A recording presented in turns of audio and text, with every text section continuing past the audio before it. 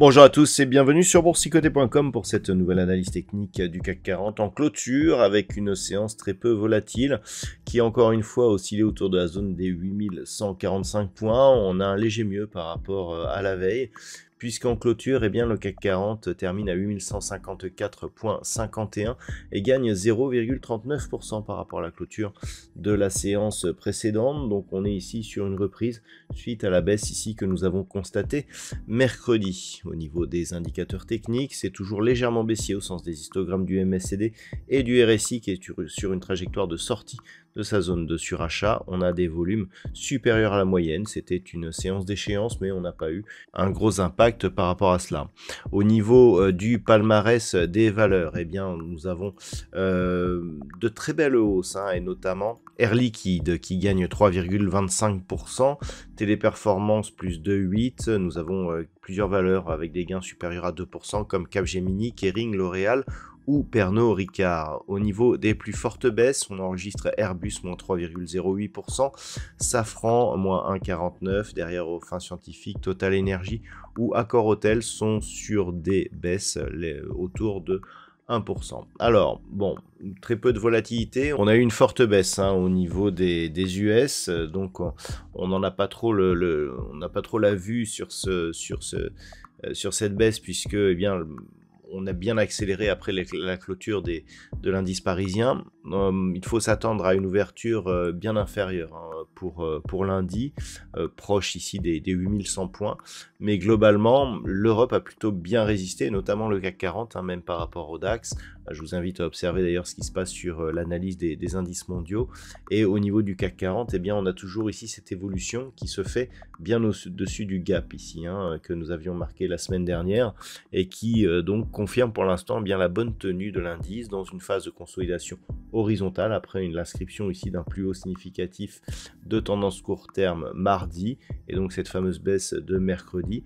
Mais globalement, c'est plutôt solide sur l'indice parisien. Avant d'aller plus loin, je vous propose une vue sur le marché en hebdomadaire pour voir que on maintient toujours une pression plutôt haussière puisqu'on a un nouveau plus haut significatif au niveau de cette tendance. On est toujours donc sur la bande de Bollinger supérieure sur cette unité de temps hebdomadaire.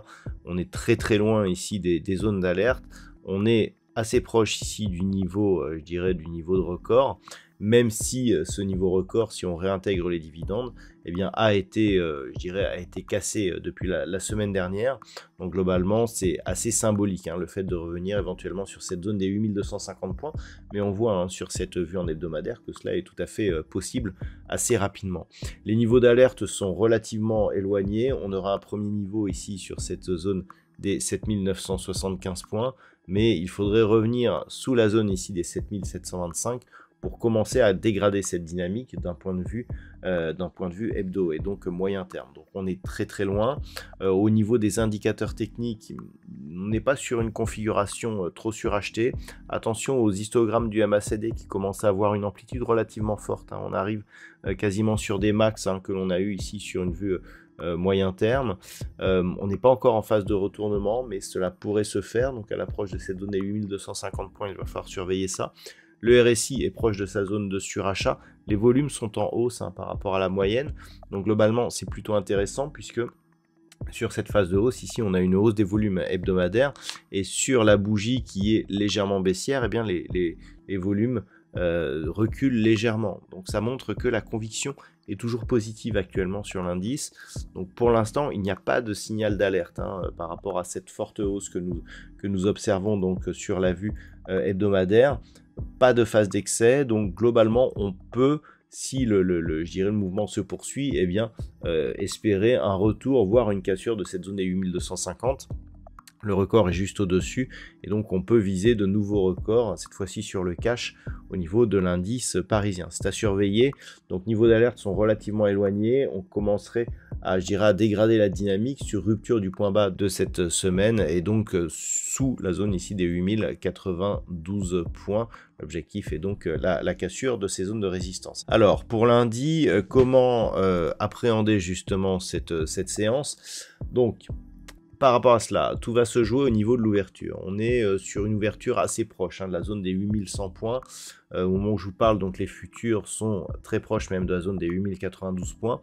Donc tout se jouera ici sur cette zone. Si on parvient à ouvrir au-dessus et à préserver cette zone des 8092 points, on reste donc dans une phase de consolidation temporaire dite horizontale qui ne remet pas en cause la dynamique haussière. Sur comblement, eh bien, on aurait certainement un retour ici sur une zone entre 8024 et 7975 points. Cette zone vers laquelle évolue la moyenne mobile 20 exponentielle, eh bien, pourrait contenir, je dirais, une baisse plus marquée. C'est sous cette zone des 7975 points que l'on commencerait à avoir des signaux vraiment, je dirais, négatifs. Rappelez-vous, sur ces phases ici, je vous disais que lorsque l'on avait des contacts ici sur la bande de Bollinger supérieure avec une moyenne mobile 20 exponentielle qui est sous la moyenne mobile arithmétique, cela en général appelait un retour vers ces phases de moyenne mobile. Donc on peut s'attendre, vu la configuration et vu qu'on manque de jus un petit peu, à un retour ici sur la zone des aux alentours des 8024 points, zone vers laquelle devrait converger la moyenne mobile 20 exponentielle la semaine prochaine. Tant que l'on reste sur cette zone, on a ici plusieurs contacts sur la vol supérieure, retour sur la moyenne mobile qui agit comme support dynamique. Clairement, ça reste positif.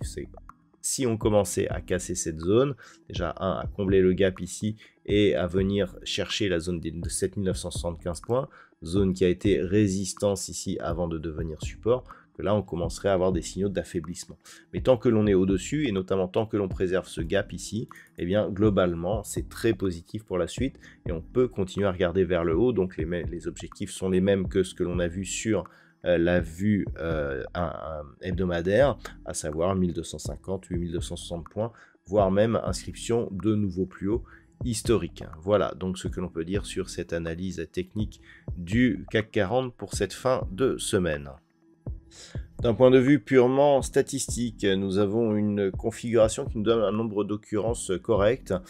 C'est neutre, voire légèrement baissier pour cette semaine. Il n'y a pas beaucoup de velléité haussière par rapport justement à la statistique. En gros, d'après les statistiques, eh bien, nous avons une dynamique qui pourrait nous faire revenir ici sur la zone des 8024, 7975 points. Donc selon ces stats, eh bien, on privilégie plutôt une poursuite de la phase de consolidation.